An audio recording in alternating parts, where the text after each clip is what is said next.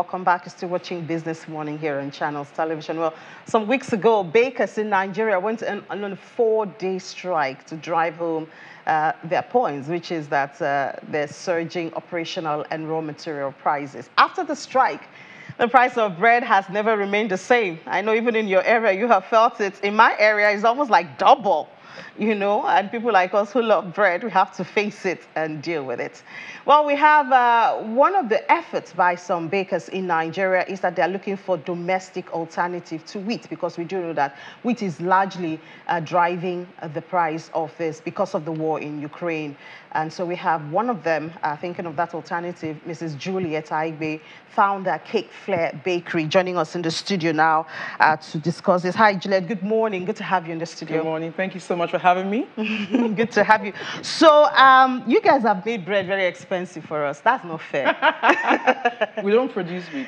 Okay. That is the problem. All right, so we import it, obviously. Yes. About 90%, more than 90% yes. is imported. Ridiculous, I tell you. And yet we have the ability to produce it, to plant and let produce. me put some context to this. Okay. Wheat grain is a temperate grain. It's a colonial grain. It's not a grain that's grown originally in Africa. And so it came with the colonial masters, and then we acquired the taste to eat bread. Bread is not an African staple. But I feel like, okay, we already have bread here to stay with us. So why can't we also backward integrate? Why can't we also infuse our local grains into wheat production? And millet is the perfect, let me say, marriage with wheat to make bread. So we have tried to do the 50% millet intervention with bread production. It is, I call it a miracle bread, as a matter of fact. Yeah, okay, miracle bread, we'll find out in a couple of minutes. So, I mean, it sounds like from what you have explained now, we're still being colonized because our taste buds are being colonized to eat wheat bread. Yes. You know, so we can actually do something domestic. I know we tried the cassava bread during the administration of President Goodluck Jonathan, but it didn't seem to find the light of the day. Do you know what happened? Before we talk about that, we need to re-engineer our palates. That is the way to break the Is that jinx. what happened? What happened then was... Because I also heard that the availability of the raw material is also a challenge, even when you talk about cassava. Yes, we did have a quantity issue back then. However, at that time, wheat was not threatened. There was no threat on the price of wheat. So if you ain't broke, don't fix it. So I think manioc flour, which is the flour we get from cassava, came in at the wrong time at that time, and then the advocacy was not strong. So we're trying to learn from all the mistakes that the cassava intervention created, and we also want to see cassava come back as well. So the whole idea of domestic grain integration initiative is just to bring about local grains to bear in wheat production. I feel it's morally wrong to have bread made with wheat 100%, because we have grains that can complement it, and guess what? The grains that we have are more nourishing, they're more nutritive, they are very high in antioxidants, high in protein, high in fiber.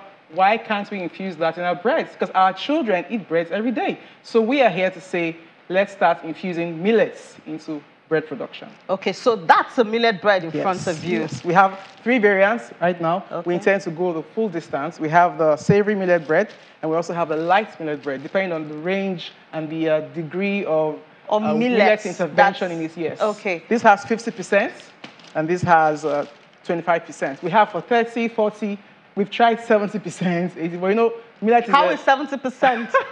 It tastes like crumbs, like brownies. Crumbs so high because it's kind of, it's a gluten-free So like grain. It's disintegrated? Yes. Now, wheat flour is the only flour that contains gluten. And so without that gluten content in bread, it can rise. You have pizza bread, you know, so it can't rise without the gluten content. So what we've done is what percentage of wheat can the millet, can the wheat grain accommodate so that it can still get, you know, your nice rice, fluffiness. You can see very soft, the texture is very soft.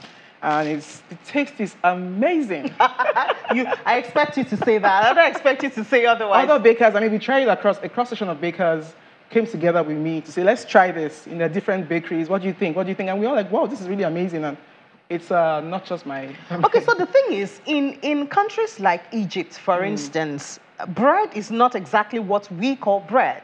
You know, they have their own bread. Different types of Why bread. can't we have our own bread? If wheat is posing a challenge for us, you know, why can't we have our own bread? If it's millet, even if it's disintegrated and then there's a way to put it together, you know, why can't we have it?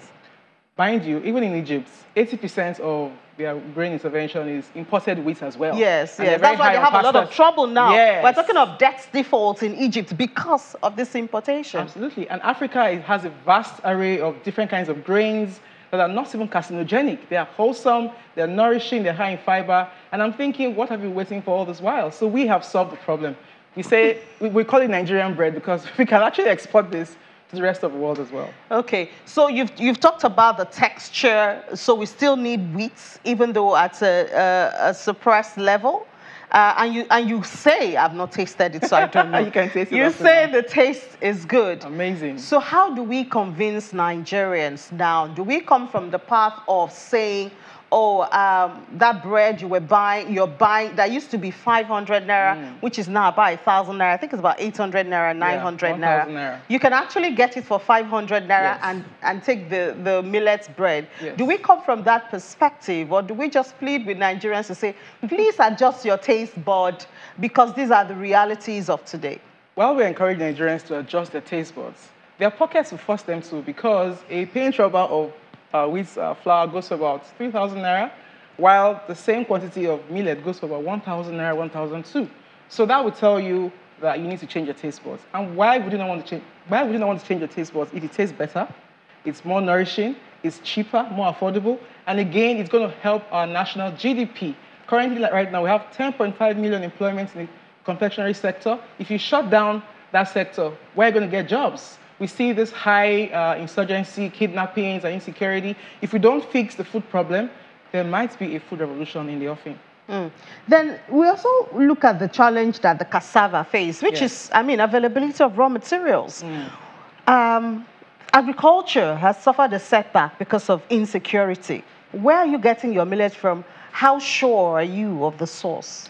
So you see, a journey of 1,000 miles starts with a step. So the first step is identify the fact that we can use millet to kind of incorporate that into our national staple. The next step is now to begin to talk to the actors in the value chain, the farmers, the growers, the transporters, and the sellers to say, and also the millers, that let's come together and see how we can build a strong network of connectivity, a cohesive group, so that whatever issues we have, we can begin to even protect the farms if we have to. But I also think that sometimes these things are really, they're really hyped. It's not really as bad as they say it is, because I've actually gone to the hinterlands to see where this millet is being grown. I've seen that it's rich in the Sahel and the other savanna regions of Nigeria, like Kwara, Niger, Kogi states. It's grown in abundance. They use it for okababa, ogi.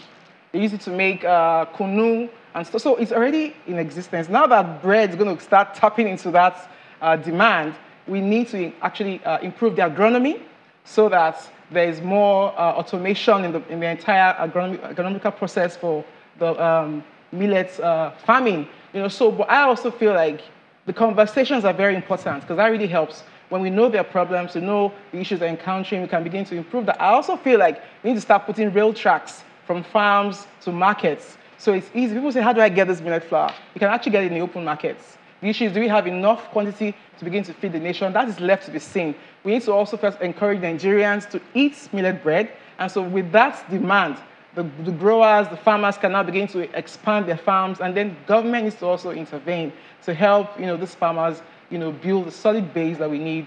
Backward integration. If we need to control the source of that value chain, if we don't do that, I mean, it's going to just trigger Who is the we you're talking about? Because one could actually say that we should deal with these problems before, because Nigerians got their heart broken with the cassava bread. When people were warming up to it, we saw that the raw material was not actually available enough, for a mass production of it, because they say when the desirable is not available, then the available becomes undesirable. So as you said, if the purchasing power is going to push Nigerians to embrace millet bread. And they were now like, okay, let's open up our hearts to it, and it's not available. So don't you think that we should deal with these back-end issues first? Because you're talking of Kogi, you're talking of all those states. Then, of course, you mentioned the fact transporting those raw materials to where you guys are, the Lagos people. You guys are the ones, you know, you're in the urban areas. You understand? How do you connect it? The usual problem of getting the raw material from the farm to where the producers are. That is a major thing. Absolutely. So when we did the hangouts, the Domestic Grain Initiative hangouts, we actually brought in some farmers. We spoke to some up north on the phone, and then we brought some physically at the event, the millers and the sellers, those who also bring in the transporters. So they actually did highlight some of their problems. And we said, look, you know what? For every problem, there is actually an idea for a solution. Things like rail tracks for moving goods, we need to put that in place. I know we already have rail tracks for moving people.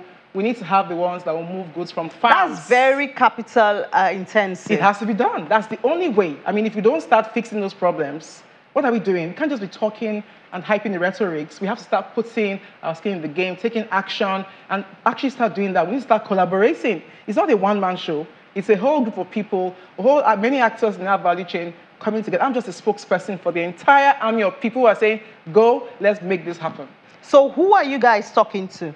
We're talking to ourselves, the stakeholders. Yeah, but you guys can't do the rails. Well, you see, that's advocacy we're talking about. We're also trying to see how we can get other policymakers involved. We need to talk to policymakers. We can't do this in isolation. The government agencies, the parastatals, Ministry of Agriculture, we're talking to all of them. We're trying to make them see how can we start building rail tracks. We need to build rail tracks. However expensive it is, we need to face it, because we can't keep burying our head in the sands and expecting things to just work or a miracle to happen and then the price of wheat just goes back. It ain't gonna happen. So we need to start, talking to all those stakeholders. And Nigeria has money. We have money. Put the money where it ought to be spent. Fix the infrastructure. If we fix infrastructure, power supply, road networks, Nigeria can improve. I am so passionate right now about this issue. Nigeria is one of the greatest countries on the face of the earth. If we start backward integration and start putting our skin in the game, we can make this happen. The government says Nigeria is broke. Nigeria is rich. We are rich. We have the human resources. Our debt servicing now is more than our revenue. 60% of our arable land is not cultivated. What are we talking about? We have the revenue. We have the potentials. Yes. But as we speak, our debt servicing is higher than our revenue. That's because our policies are not tailored towards backward integration. I also heard that the federal government took a loan to begin to improve wheat agronomy. As good as that is, I feel those loans should be geared towards other domestic grains and how we can hybridize the wheat, because the wheat grain is actually a vital grain. However, if you check the rhetoric around even millets, it is described as a grain of the low-income region. We need to change all that semantics and begin to see it as a power grain. It's a power grain that can kind of help us improve our nutritional level and also improve our GDP. All right, Mrs. Juliet Aigbe, I feel your passion because I'm a lover of bread too. I must tell you that. So let's hope that this thing can work. And I mean that's why we have you here on Channels Television, because we do believe that Nigeria has all it takes, and all we have to do is look inwards and be determined to work. Yes. From the inside out. And I must say that every government agency should support us. We're not even disrupting anything. We're just saying we're creating more options. So we can, for those who can't afford to eat wheat 100%, you have all this to fall back on. We need to create more options for ourselves. All right. That is how to make a difference. Okay, thank you so much, Mrs. Juliet Aigbe, founder, Cake Flair Bakery. Thank you so much. We wish you all the best. Thank you, ma'am. And we do hope that this Nigerian taste buds will accept this and the raw material will be available too. Thank you, ma'am. All right, so that's it for this segment, but we have more commodities to discuss after the break. It's still Business Morning here on Channels Television.